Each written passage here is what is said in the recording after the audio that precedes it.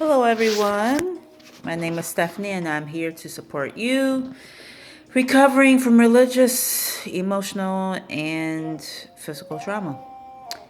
Whether that be, physical trauma, whether it be, injury, whether it be surgery, whatever it may be. I'm always posting about that now, so you guys know what I mean by that.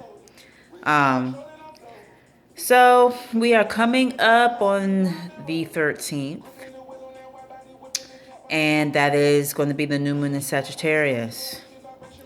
Um, Also, I'm sorry, that's going to be on the 12th. New moon in Sagittarius, but also Mercury will be going back into retrograde. So Mercury goes into retrograde 4 times in the year. Um, and so watch out for a review. You may have to say things a different way than you have presently.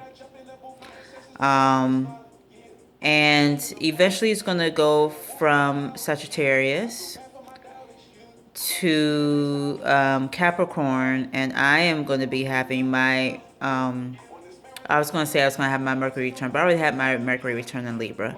But Capricorn is all about structure, right? All about earth, right? And so it's not very compatible with Mercury. It's compatible with water. But not so much Mercury. Fire is compatible with water, right? Fire is compatible with air, so that's why that works. So Mercury being in retrograde is definitely going to trine Virgo, and it's going to trine Taurus. In fact, it's probably going to trine Jupiter in Taurus and Uranus in Taurus. So watch out for that. And so demoing there, a trine is exactly what I stated there. A trine means that it's going to be the same element of Earth. Okay.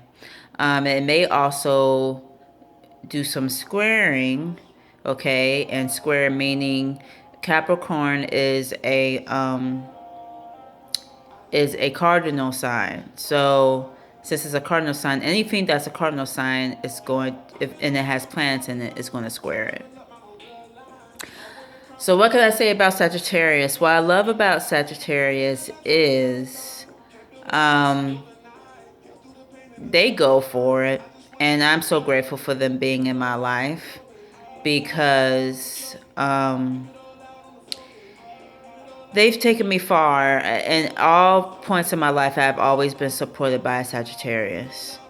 And so they are very sensitive to other people. They're very good at hiding it though, but they're extremely sensitive to other people, which is why, though they might not be, and word people, most of them are very outgoing, but it is also why they like spending time alone. Even if they're in a sacred relationship, they still like spending time alone. So I love it for that. And so the new moon in Sagittarius covers the hips and low back. Okay, so how can you support your hips and low back? Well, you can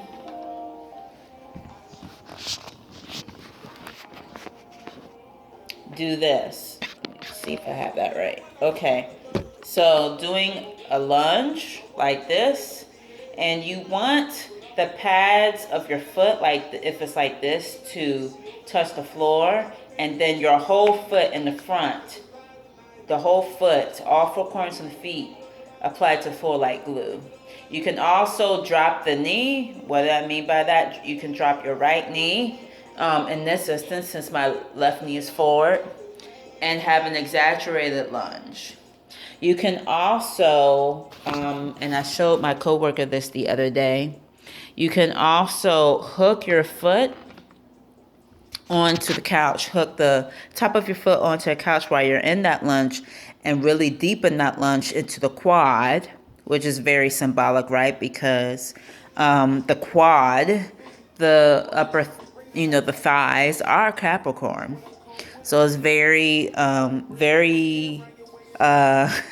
symbolic, because you would be transitioning from where Sag resides, if you were, where it rules, where it supports, to Capricorn. Okay, so and do both sides. I was just demoing there for you, but definitely do both sides. So this new moon in Sagittarius plus Mercury retrograde. Yes, you're going to travel. There's no stopping people from traveling. But I just would not do it on the 12th. And the 12th is also a portal day. So there's going to be a lot going on the 12th with the new moon, Mercury going into retrograde in Sagittarius. And then it's also a portal day. Also, another thing, it's going to affect other fire signs. It's going to affect Leo. It's going to affect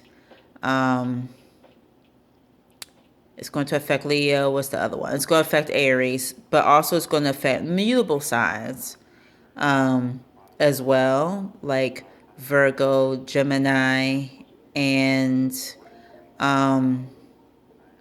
well, actually, just Virgo and Gemini. And the reason why I say just Virgo and Gemini is because Mercury rules both Virgo and Gemini. So it is going to affect us, but not as much as it's going to affect everybody else. We're going to be okay because we're ruled by that.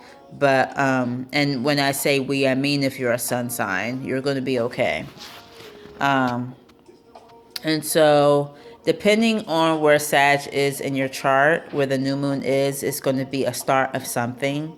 But also, it's going to be a start of something. Great time to start things that you are already, or keep going with things that you've already started. But not a good time to start anything new when it comes to anything that pertains to air, like emails, a presentation, anything doing with speaking. And yes, Mercury does affect travel. So expect delays in your travel, which is why I would say I would not do it the first day that Mercury turns retrograde. Even though I'm pretty sure we have all been feeling like Mercury's been retrograde because of the full moon in Gemini, there's been miscommunication. There has been maybe people not listening to you because they're not focusing. All of that, all because of the full moon in Gemini. Okay, so